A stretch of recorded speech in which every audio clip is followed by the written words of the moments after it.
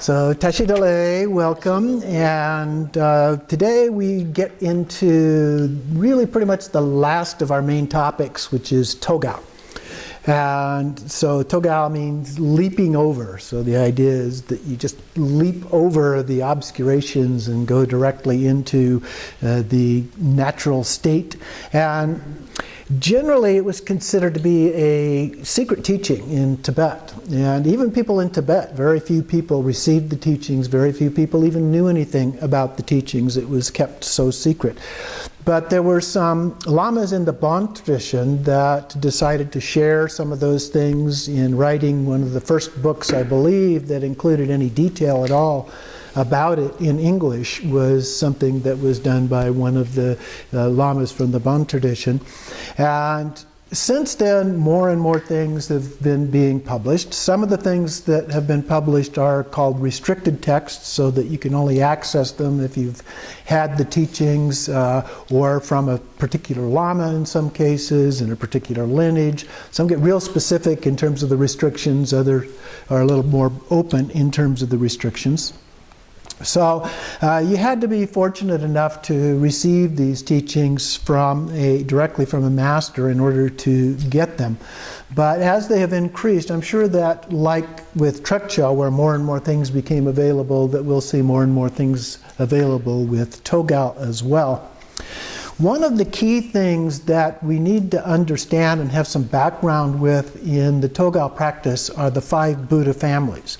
And we've talked about the 5 Buddha families previously, but I want to go through them in a little bit of detail to share some of the ideas of those, because those are really critical to the Togal practices.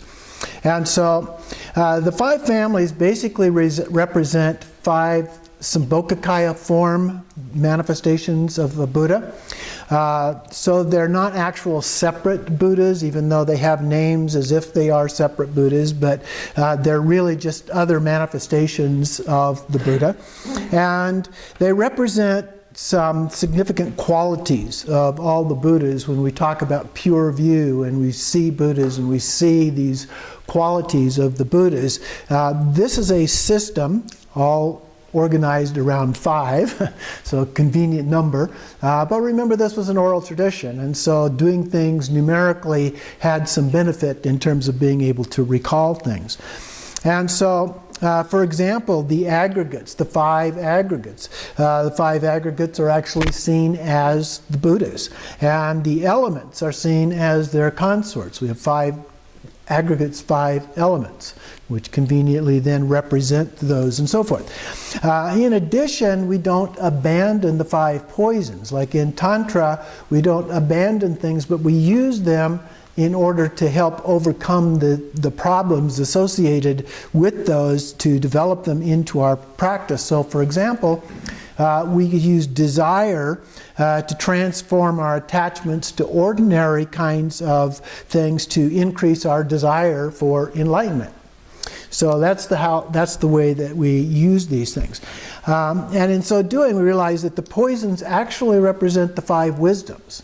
And so it changes, it transforms, if you will, our understanding of these conventional ideas into wisdom ideas, or transcendent wisdom ideas. And we see those, we see them as the 5 Buddhas and so forth. This is a part of pure view. In a text, the sutra requested by Sagaramati, it says, the most disturbing emotions of a Bodhisattva has, the stronger the fire of wisdom will blaze. So we use them in that sense. So the stronger, that can be a good thing when they are manifest in terms of our wisdom.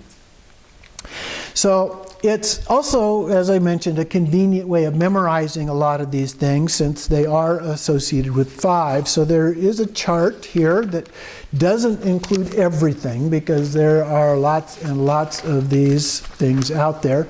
But this will give you some of the main ones associated with this combination. So on the left-hand side in that column, what we have are the different elements and so forth that we associate them with. And then across the top we have the 5 Buddha families. And so as we read across, first row we have the Buddha. So this is the names of each of these 5 Buddhas. So in terms of the Buddha family, the Buddha is Virachana. In terms of the Vajra family, the Buddha is Akshobhya. In terms of the Jewel family, it's Ratnasambhava. In the Lotus family, it is Amitabha. And the Karma family, Amoghasiddhi. So you can see how you read across and associate it with the particular Buddha family or the particular Buddha. And I've highlighted the names of the Buddhas because in lots of charts it's organized by the Buddha, not the Buddha family. So I wanted to put that in there in this way to help you with that. And then the next row are the aggregates. And so form is associated with the Buddha family and Virachana, consciousness with Akshobhya and the Vajra family, feeling with Ratnasambhava and the Jewel family, perception with the Amitabha and the Lotus family, thought with the Amoghasiddhi and the Karma family, and so forth. So then we have the names of the consorts. Now in some cases, white Tara at the beginning and green Tara at the end have different names, and in fact in some cases they have, in the other ones, have longer versions of these names as well. But this is a fairly common one. If you look them up, do Google search or something, you'll find that these are the most common names associated with them. So we have white Tara, Lochana, Mamaki, Pandara, and green Tara. In terms of the elements associated with the consorts, we have space, water, earth, fire, and air or wind. In terms of color, white, blue, gold or yellow, red, and green. In some cases, such as the gold, yellow there, you'll find some sources will say one, some will say the other. So in a few cases, I've put 2 things in. The location. The Buddha families are always considered located in a form of a mandala, so a circle. And so the location of each of them, so Virachana is in the center of this, along with his consort white Tara. And then the east. Now, depending on whether or not you're putting yourself inside the circle in the position of Virachana, or you're looking at it from outside, the positions of these will change a little bit. The directions stay the same, but what changes is your point of view on whether they're on your right or your left, basically, because east is always in front of you. So if you're in the mandala, east is in front of you, and if you're outside the mandala looking in, east is also next to you. And then west would be on the far side if you're on the outside looking at the mandala. Okay? So the directions always stay the same. So from the outside, look at it from the outside point of view. So east is the closest to you. Then you move around, you have south, which is now on your left, west, which is on the far side, and north, which is on your right. But if you're in the center, the 2 sides reverse, okay, because you're facing east. So now you've changed directions, which means that the south and north are on the opposite sides of you from where they were in the beginning. East is in front, but now south is behind you. Okay? Or not south, west is behind you. So you just have to keep in mind, where am I? Am I looking at it from the outside, which is the most common way of doing it. But in a few cases, you're putting yourself as a deity, for example, in the center, in which case then west becomes behind you and east and west change, reverse from each other. So they're always in the same order. It's just where are you, in which way you're looking. And then in terms of the symbols, there's a specific symbol associated with each of the Buddha families as well. So we have the wheel associated with the Buddha family, Vajra associated with the Vajra family, seems obvious enough, a jewel with the Jewel family, lotus with the Lotus family, and a double Vajra with the Karma family, which can represent good and bad karma, a way of thinking about it that way. And of course the Buddha family, the wheel is associated with the teachings of Shakyamuni Buddha, so you can make those connections in terms of the symbols with them. There's also a mudra associated with them, a hand gesture, if you will. And so the teaching gesture is associated with the Buddha family. The teaching gesture is associated with the finger together, and the index finger and thumb together, and held up.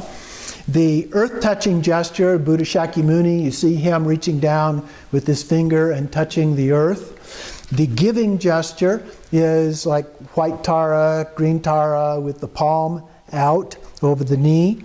Meditation gesture, the two hands right over left, the fingers on each other, and then the thumbs touching, kind of like you're holding a large egg and it's held against your lower abdomen.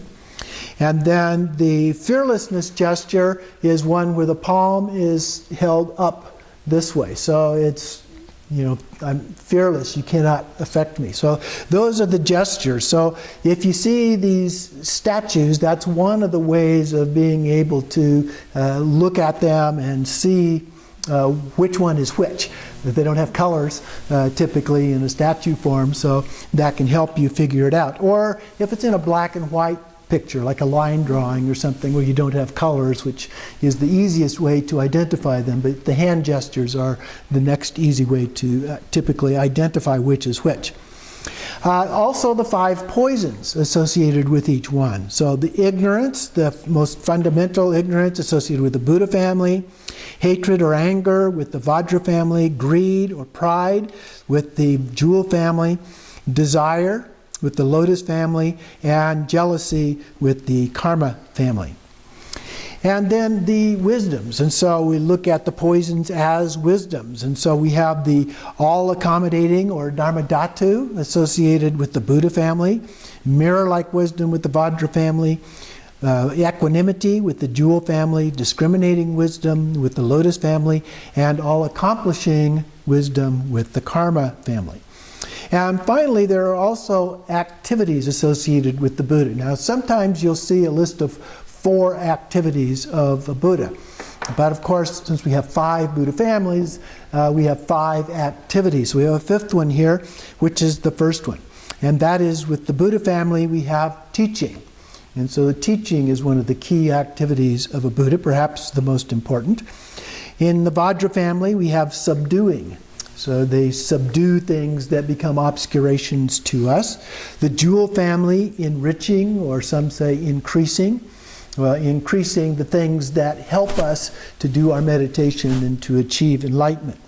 In terms of the Lotus family, magnetizing or organizing. So magnetizing kind of brings things together, so it helps organize things in a way that help us understand them.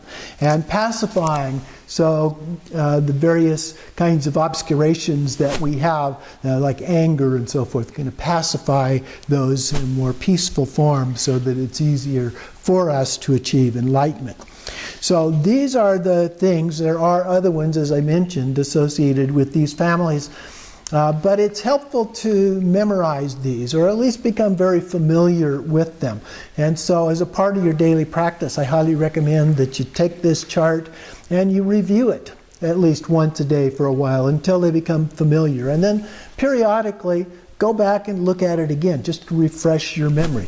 Each time I teach this class or some other class that has this, I use that as an opportunity to just refresh these in my own mind. Because after a while, if you're not using them all of the time, you do forget some of the details of what's associated with which family and so forth. So it's good to refresh that periodically in your mind. So one other thing I wanted to mention in terms of the activities, the 5 Buddha activities, you'll also notice that there are peaceful activities and wrathful activities. And so the peaceful activities pacify illness, negative emotions, and so forth, or enrich in order to increase our merit, lifespan, meditational experiences, and so forth. The wrathful activities are the magnetizing to attract favorable circumstances, and the subduing to reduce inner and outer obstacles, negative forces, and so forth. And then, of course, that main activity of teaching the Dharma. So it becomes particularly important to be able to recognize these families in particular, and not necessarily all of the details, but be able to recognize the deities, the Buddhas, their consorts, the colors, some of the symbols and so forth associated with these in doing the Togal practices. And so the more familiar you are with those, the easier it's going to be to do these practices. The more familiar you are with them, the more you've thought about them, you've imagined them, you've seen pictures of them and so forth. It becomes very helpful when you get into what is called the four visions, which we'll start looking at next time. So familiarity will help facilitate that recognition, and that's why I want you to become more familiar with those things. And the Dzogchen Panlop Rinpoche's Plan B, he talks about Plan A and Plan B. Plan A, becoming enlightened in this lifetime. Plan B is if we don't make that and we go into the bardos. So Plan B, it also helps us to recognize these Buddhas in the bardo state of Dharmata, which is the first of those. The first part we see the clear light, but if we don't recognize the clear light, then we go into this experience of seeing the five Buddha families. And so the more you're familiar with those when that state arises, then you're more likely to be able to recognize what's going on. And when you do that, you become enlightened. So this also, everything, as I say, each practice that we do has a Plan A part and a Plan B part. And the Plan B part dealing primarily with the bardo. And so the Plan B part here is recognizing these five Buddha families. So it's really helpful both in terms of doing the Togal practice, the goal of which is attaining enlightenment in this lifetime, attaining what we call a rainbow body, and very similar to a Sambhogakaya form, and Plan B, the option of preparing for the bardo state. So if we haven't actually become enlightened, if we didn't transfer our consciousness, which is another action that we can do, where you transfer your consciousness that we talked about as a in the dying state, but prior to actually dying, where you go to a Buddha field like Dewa Chen with Amitabha, and then you study to be a Buddha in that place, a Buddha field. Then, if that failed, in the first part of recognizing the clear light in the first part of the bardo fails, and then these others happen. So it becomes helpful to us at different places. But the more we do it, the more it is able to help. So again, just being familiar with the Buddhas, the elements as the aggregates as the Buddhas, the elements as the consorts, the poisons as the wisdoms, and so forth, is very helpful to us in several ways in terms of doing the practice. So let's look then at the first practice and the things that are important as a part of this. And the first part there's three postures associated with doing Togal practice. There's actually four, but that's because one of them has two different options, which we will talk about, and we'll look at these. And so the first part has to do with the body, the physical posture associated with this. And so we learn these three postures. The first of the three postures is the posture of an adept or rishi. And that posture also is sometimes called the Namanikaya posture. Okay? Namanikaya posture. The adept or rishi, R-I-S-H-I or just R-S-H-I. And the second one is called the elephant posture, or the Sambhogakaya posture. The third one is the lion posture, or Dharmakaya posture. So each one is associated with one of the three kayas. So what I want to do first is just describe these postures to you, as well as the two. The lion posture is the one that has two variations, so I'll describe each of those, and then I'll show you exactly how to go about doing them.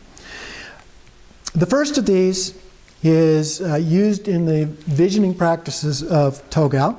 So the posture of the adept or rishi is sitting with the knees drawn up together at the chest. So you just have your knees up against your chest, and then you put your arms around your knees to hold on to the knees. Your back is straight as a part of this. Right arm is over the left arm, and the left arm is just resting on your knees. The gaze for this one is downward. So you're looking with your eyes down. And this one is used to gain control over the vital energies and the mind. And the vital energies in the mind are visualized as being at the heart chakra in this case. So the winds or energies rest in stillness at the heart mind. So that's the first one, the adept or rishi, the Namanikaya posture. The next one is the posture of the elephant, or Sambhogakaya posture. So this one, you're down on the floor with your legs folded under you, and then you rest on your elbows with your hands and your chin in your hands, I guess would be the better way to put it.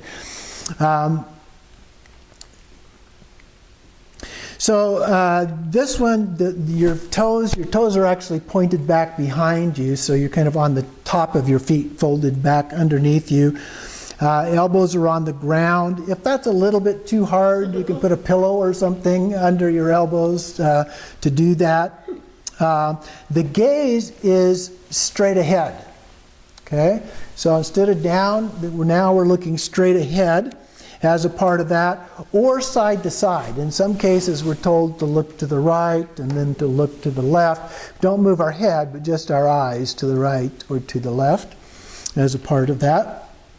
And this is used to see the pure visions of primordial wisdom. Okay? The pure visions of primordial wisdom. The third one is the posture of the lion, or the Dharmakaya posture. And as I mentioned, there are two types. The first one I call the traditional posture. It's a little bit like a lion or a cat in a seated position. And so your back is straight, your feet are flat on the ground. Now I find this one a little bit difficult to do without actually tipping over backwards. But the idea is that you're on your feet in a squatting position as far down as you can.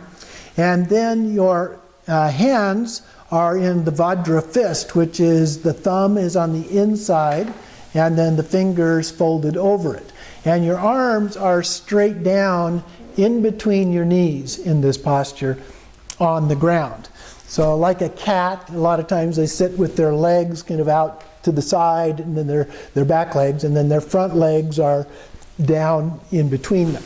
So that's the idea mentally. If you can get that in your mind, then you've got an idea of what we're trying to do here.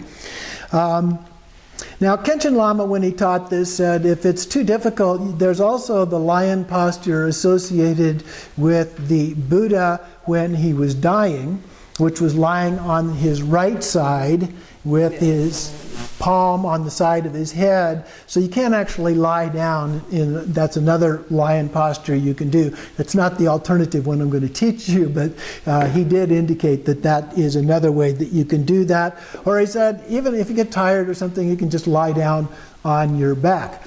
I remember being with him in Wales one time, and we were up on a hillside doing this practice, and he just laid down on the hillside and was doing the practice that way. So you can do it that way as well. You may, in doing the seated posture, need to have a pillow or something that gives you a little bit of support behind so that you don't fall backwards, depending on your body balance of your legs and your weight and so forth. As I mentioned, this one can be a little bit difficult. The second version of the lion posture is a little bit easier to do, and this is one that is described in a text called Yeshe Lama, and I've seen it in at least one or two other ones as well.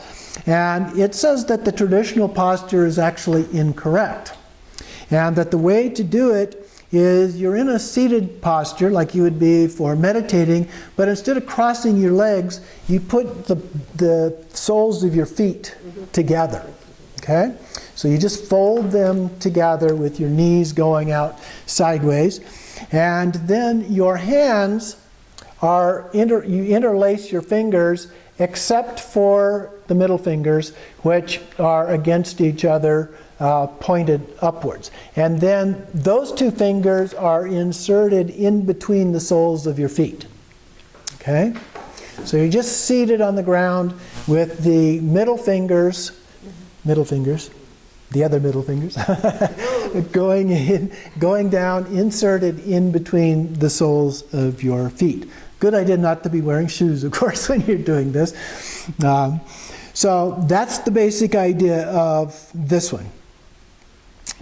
And so in this one, in both of these, the gaze is up. So we've had the first one, our gaze was down. The second one, our gaze was straight forward, or side to side. In this one, the gaze is up. And the purpose is to stop deceptive appearances and to help us to achieve Dharmakaya. So those are the basic postures that we are talking about here. So before I show you how to do these, let me just mention a couple of other things. The great master Khenpo Jigme Phuntsok Rinpoche recommended using the lion posture for looking at the sun. We'll talk about that in a little bit. The elephant posture for looking at the moon, and the adept posture to look at a candle or a flame, a lamp. All three postures can be used to just focus on space, which is another thing. So those are some objects that we will be looking at. We'll talk about those in just a bit. But the real focus are not the objects, but the nature of your mind. Okay? The objects are just something that we happen to be using, but we're using them as a way of helping us to see the nature of our mind, none other than pure awareness, as we have learned in doing the Trekcho practice. Some sources also list a practice of visualizing the crystal Kati channel that we've mentioned before, without the analytical process. And during that, we were analyzing it at the heart, and then it connects to the eyes, and then looking at the eyes, and then looking at space, and so forth. But in this case, we just simply be aware of that. As if the heart is kind of projecting these images out into space, if you will. And then with time, the heart, the channel, the eyes, and space all become one. We don't differentiate between those. They just kind of merge together, if you will. In terms of the speech aspect, there are no prayers or mantras associated with these, so we're not reciting anything. Padmasambhava says that we should first limit talking to just 3 or 4 times a day when we're starting to do these practices, and then we cut down less and less until we are finally silent like a mute. And in terms of the mind, 3 objects that I mentioned to focus on, and traditionally those are the sun, the moon, and the lamp or a flame candle. Now, one of the risks, of course, is looking at the sun. We should all know this, if we don't, is actually fairly dangerous. And you can go blind looking at the sun. So that's not something that we recommend. Now, in the texts, what they typically describe is looking at it, and don't look directly at the sun, but look over away from the sun. Another thing that you frequently see is you don't just look with your eyes open, you look at it through a crack in your fingers. So you're just seeing a tiny bit of the sun. Or some I've seen talk about looking at it through a fabric. So again, you just get a few rays coming through to help protect yourself. In any case, you don't want to spend a lot of time doing this, okay? You don't want to do something that's going to be really harmful to you. And finally, the other thing about looking at the sun is that you only do it when the sun is first coming up in the morning or as it's going down in the evening. Those are also the safest times in terms of your eyes, to protect your eyes. You don't want to be looking at it in the middle of the daytime. So early morning, late evening, either just after it comes up or just before it goes down. Use some kind of protection, your fingers, some cloth, something like that to help protect. And squint so that you're just kind of getting a few rays, and then look a little bit off center so you're not looking directly at it as you do those. The second object is something we would do at night, the full moon. And of course we only get a full moon a few nights of each month, so there aren't a whole lot of times to do that, and you have to be able to see it. Sometimes it's cloudy or other things, so relatively few times to do that. But when there is one, you can go out and do it. You don't need any eye protection. You can do it anytime, either when it's first coming up or when it's directly overhead or when it's going down. Doesn't really matter. That's not an issue at all as a part of that. But again, you squint your eyes a little bit as you look at it. Okay? And then the third one, the object is a lamp. And you could use a candle for this, or a butter lamp if you have one, or some other small light. And you look at that. Now in all of these, what we're looking for are the rays of light coming out from the object, and becoming familiar with those rays of light radiating out from that. And then you may also, as a part of that, see little circles or bindus. And the brighter the light is, the easier it is to see that. So for example, the moon's going to be a little bit harder than looking at the sun, because the sun is many magnitudes of brightness brighter than the moon is. Candlelight depends on how close you are. If it's across the room, you may not get those either. But those are the things that we start to identify as we do these practices. So the next thing I want to do is actually show you the positions, just so you make sure that you got what I was describing in doing these three postures.